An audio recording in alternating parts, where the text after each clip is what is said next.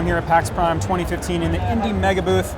First game I played here today on Friday was the Westport Independent. I'm a journalist. It's a game about journalism. Walk me through what the focus is for this game and what you're trying to do with it. So basically in the Westport Independent you play an editor whose job it is to basically edit articles and remove content that they deem improper, so to speak.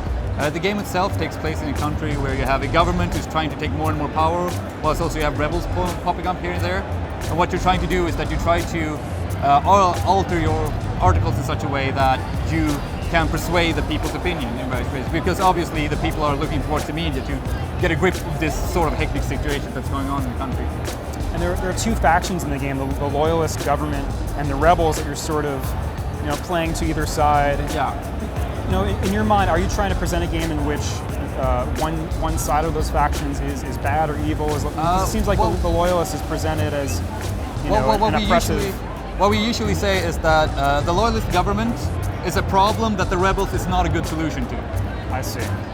What articles you receive are dependent on what you have printed earlier. So, like the more you go towards the rebel way, the more you will get riots, bombings, attacks on lawmen and stuff like that. So you will in general get more anarchistic sort of version of the city. Whereas if you go more towards if you print articles that are more positive towards the state, you will allow the state to become more totalitarian and basically end up being a police state. And one of the things you're managing also is your staff. And they have their own sort of background and affiliations. Can you talk about how that works? Yeah, so the employees work in such a way that, first of all, they're the one who writes your articles. But they're also their own people, they're not just their actual characters. As they are characters, they might not be completely comfortable with what it is you're doing. But then you also have their other job, so to speak, in the game, or their other point in the game, is that they also provide a lot of subtext to things. As you probably see, they between every week, they discuss what it is that you have printed.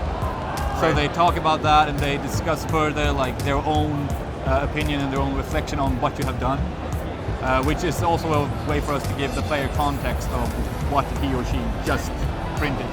We would like people to, first of all, understand that media has a lot of power, but also understand that while media has a lot of power, it's not necessarily like they can decide how they use that power. If you get my point. So that's basically what we try to live forward. So we try to make people critical of what they hear, in general, just do critical thinking in general. To be skeptical of what's put be in front of you. skeptical, but also be understanding. Be skeptical about what someone is saying to you, but be understanding of why they're saying it. Great. And can you talk us finally through what your approach is to endings in Westport Independent? So the Westport Independent will have, we call them modular endings. And it works in such a way that different things in the city, like different districts and different characters and stuff like that, have their own sort of small endings. And the main ending is basically a jigsaw of them. We have around 43 endings so far that are used to create one, you get around 8 of them per every time that you have ended the game. You unlock more endings if you have done special things. It's sort of like achievements in that sense. Okay. So that's basically how the game works. Great. Well, thanks for talking me through it. Westport Independent, it's about ethics in in-game journalism.